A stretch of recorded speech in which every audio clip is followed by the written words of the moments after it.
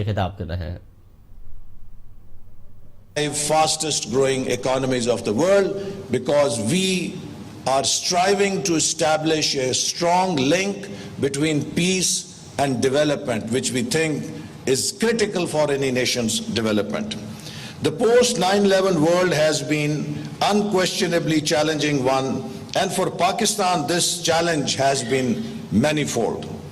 Not only has Pakistan unreservedly committed itself to the war on terrorism, but it has done so despite the many obstacles it faces internally.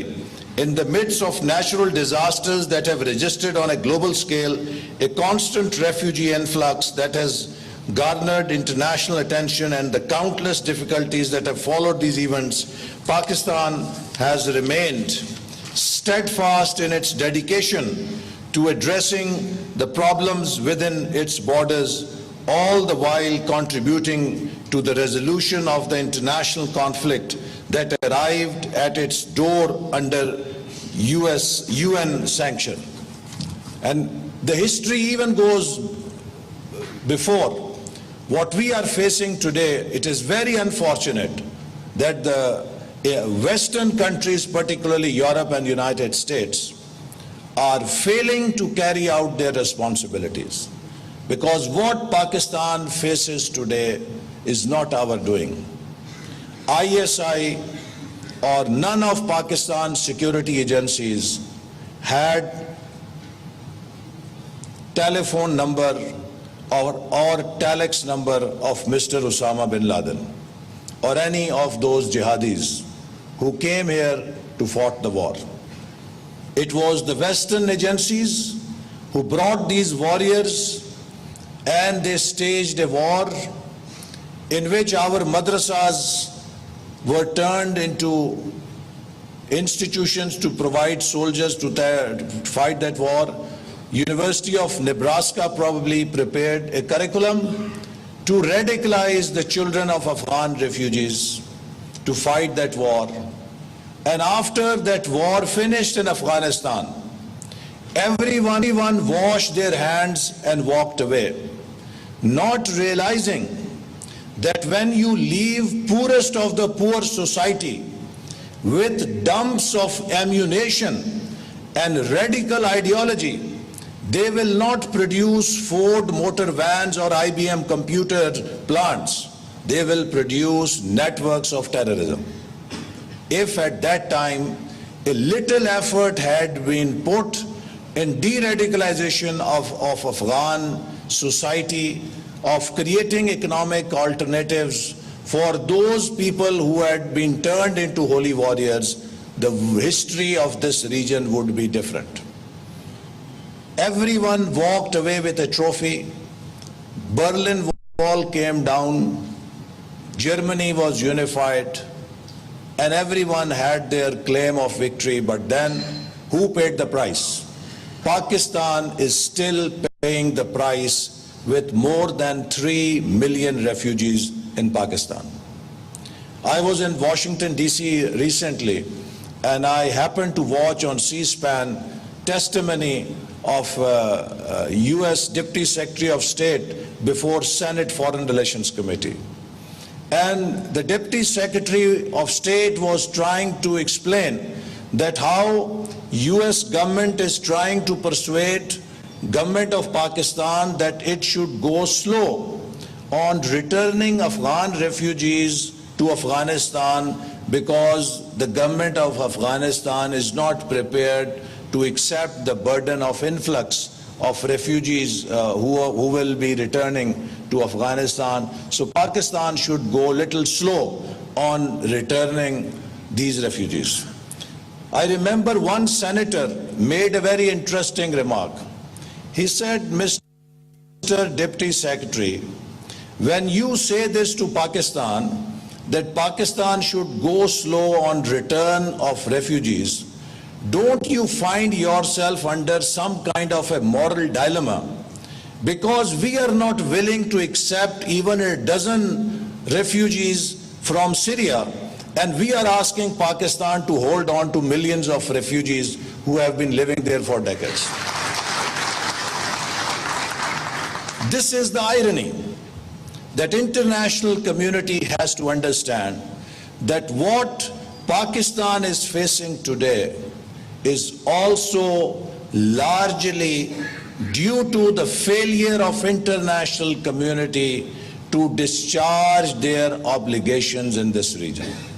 So therefore, in order to fix the situation, we need to work together, not to point fingers, not to blame each other, but to find opportunities of collaboration so that we can all pool our resources to bring peace to this region that has suffered for so long.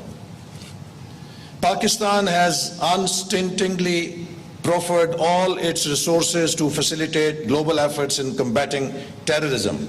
We have not asked anybody to help us in supporting 3.5 million refugees.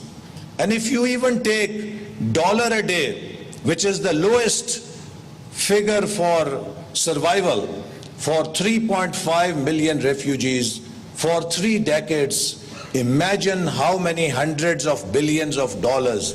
وزیر داخلہ احسن اقبال انسداد دہشت گردی کی کاوشوں اور کامیابیوں سے متعلق 3 روزہ کانفرنس سے خطاب کر رہے تھے، جس میں انہوں نے کہا کہ بین الاقوامی برادری کو اس بات کا احساس ہونا چاہیے کہ پاکستان کس صورتحال سے گزر رہا ہے. ہمیں ایک دوسرے سے مل کر کام کرنا ہے، نہ کہ الزام تراشی کر کے. اور اسلام ہم خبر آپ کو دیں گے، الیکشن کمیشن میں مجوزہ حلقہ بندیوں پر اعتراضات جمع کروانے کا آج آخری دن ہے. حلقہ بندیوں پر اعتراضات آج 4 بجے تک الیکشن کمیشن سیکریٹریٹ میں جمع کروائے جا سکیں گے. ملک بھر سے اب تک 729 اعتراضات الیکشن کمیشن میں دائر کیے جا چکے ہیں. الیکشن کمیشن کا کہنا ہے کہ پنجاب اور اسلام آباد سے سب سے زیادہ 368 اعتراضات داخل کروائے گئے ہیں، جبکہ سندھ سے 188، خیبر پختونخوا اور فاٹا سے 102 اعتراضات دائر ہوئے. بلوچستان سے مجوزہ حلقہ بندیوں کے 71 اعتراضات آئے ہیں. مجوزہ حلقہ بندیوں پر دائر اعتراضات پر الیکشن کمیشن 3 اپریل کے بعد سماعتیں شروع کرے گا. آپ کو اہم خبر سے آگاہ کر رہے ہیں، الیکشن کمیشن میں مجوزہ حلقہ بندیوں پر اعتراضات جمع کروانے کا آج آخری دن ہے. حلقہ بندیوں پر اعتراضات آج شام 4 بجے تک الیکشن کمیشن کے سیکریٹریٹ میں جمع کروائے جا سکیں گے.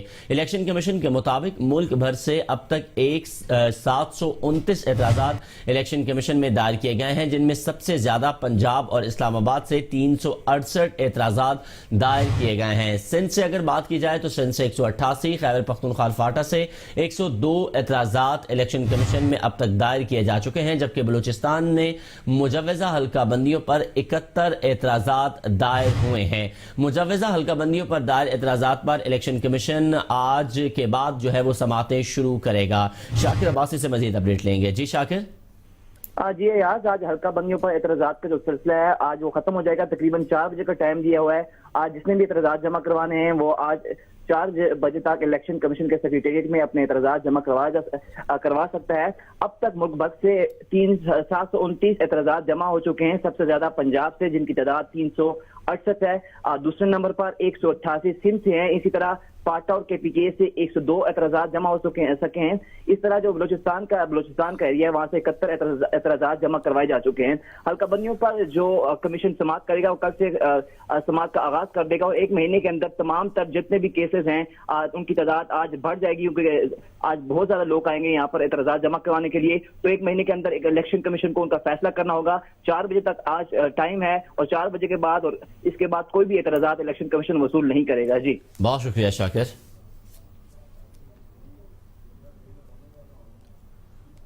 اور اعلیٰ عدلیہ کے ججوں کی تقرری کا طریقہ کار تبدیل کرنے کی درخواست پر سماعت. لاہور ہائی کورٹ نے وفاقی حکومت کو نوٹس جاری کرتے ہوئے 3 مئی کو جواب طلب کر لیا ہے.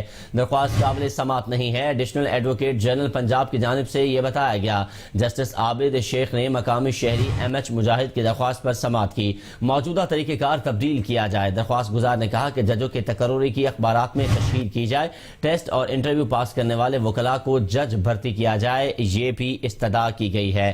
آپ کو ہم خبر سے اپڈیٹ کر رہے ہیں. لاہور سے آپ کو خبر دے رہے ہیں جہاں اعلیٰ عدلیوں کے ججوں کے تقرری کا طریقہ کار تبدیل کرنے کی درخواست پر سماعت ہوئی ہے. لاہور ہائی کورٹ نے وفاقی حکومت کو نوٹس جاری کرتے ہوئے 3 مئی کو جواب طلب کر لیا ہے. درخواست قابل سماعت نہیں ہے، ایڈیشنل ایڈوکیٹ جنرل پنجاب کی جانب سے یہ بتایا گیا۔ مزید تفصیلات جانیں گے bureau chief Capital T V Lahore Shadab Riaz ہمارے ساتھ موجود ہیں۔ شاداب ریاض، بتائیے گا اعلیٰ عدلیہ کے ججوں کی تقرری کے طریقہ کار